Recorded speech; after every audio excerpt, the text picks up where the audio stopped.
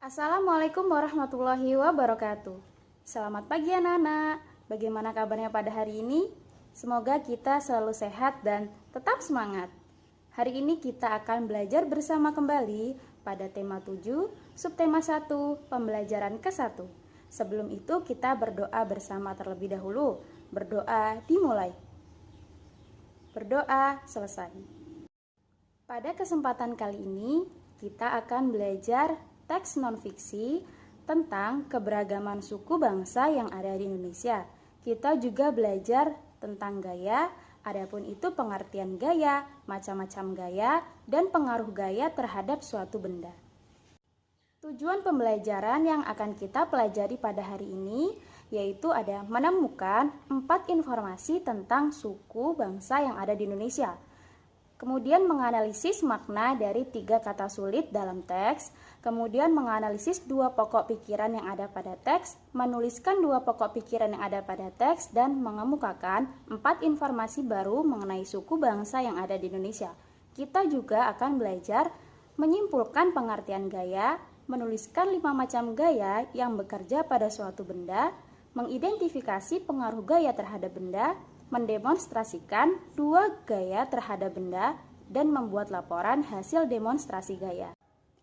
Yuk kita belajar bersama, tapi sebelum itu mari kita tepuk semangat bersama-sama.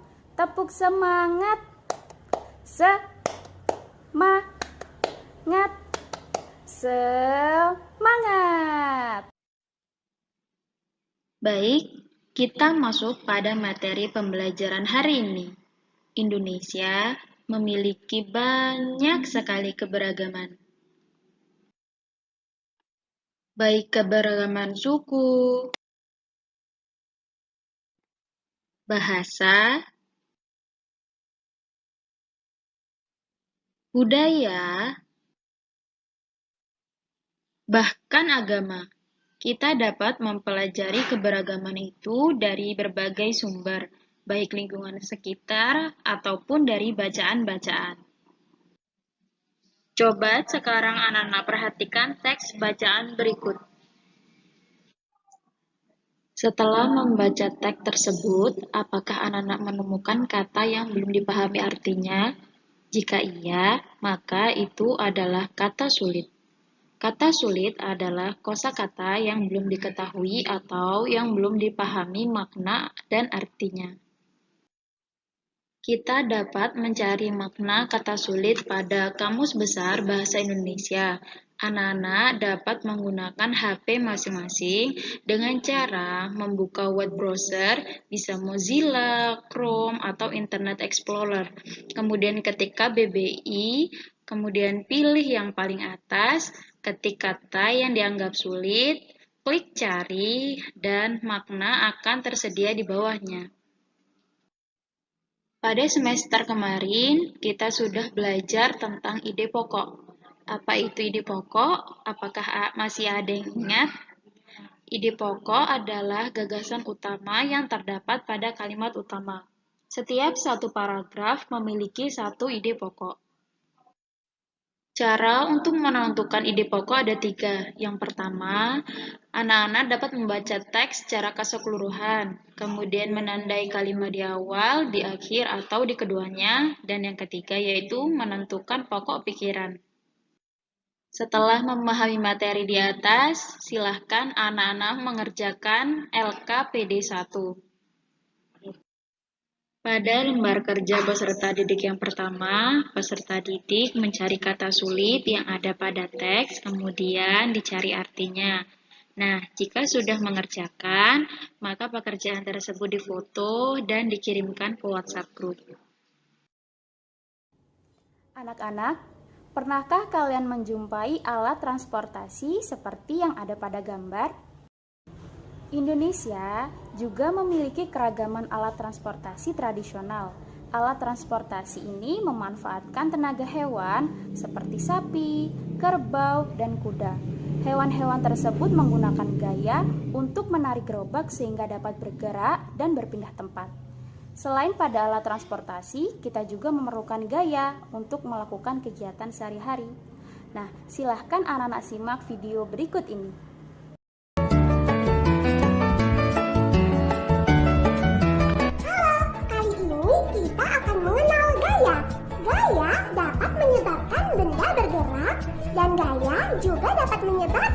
benda berubah bentuk. Pilih satu persatu materinya yuk. Kali ini kita akan melakukan percobaan untuk membuktikan bahwa gaya dapat menyebabkan benda bergerak dengan menggunakan tas dorong. Kita dapat memindahkan tas dorong dengan cara mendorong atau menarik tas dorong tersebut. Mari kita coba ya. Ikuti instruksinya teman. Tekan tombol panah, coba perhatikan Made saat menarik tas dorongnya. Tekan tombol panah untuk mendorong. Coba perhatikan Made saat mendorong tas dorongnya.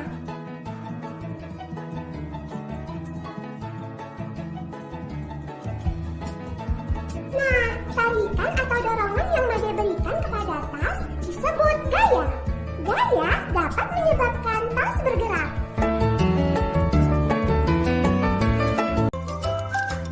Selanjutnya, mari kita pelajari tentang jenis-jenis gaya. Kali ini kita akan membahas 5 jenis gaya. Gaya yang pertama adalah gaya otot. Gaya otot adalah gaya yang dilakukan oleh otot tubuh kita. Yang kedua yaitu gaya gravitasi, disebut juga gaya tarik, yaitu kekuatan bumi untuk menarik benda ke bawah. Gaya yang ketiga adalah gaya listrik, yaitu gaya yang dialami oleh objek bermuatan yang berada dalam medan listrik. Selanjutnya yaitu gaya magnet. Gaya magnet adalah gaya yang dihasilkan oleh magnet. Dan yang terakhir yaitu gaya gesek. Gaya gesek adalah gaya yang timbul karena gesekan dua benda. Berikut ini contoh gaya dalam kehidupan sehari-hari. 1. Gaya gravitasi.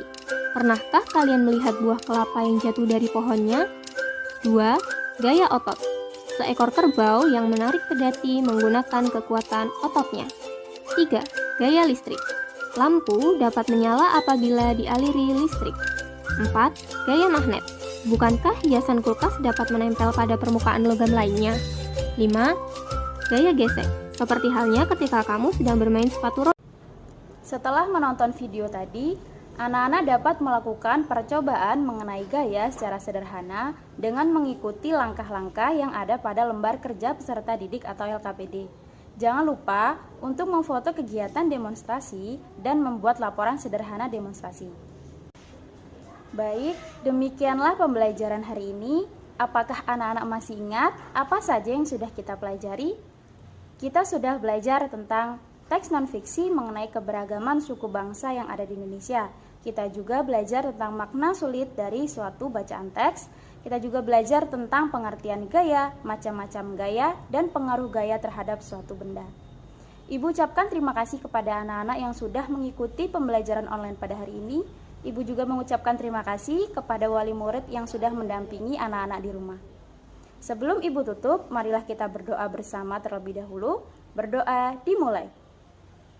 Berdoa selesai. Akhir kata, wassalamualaikum warahmatullahi wabarakatuh.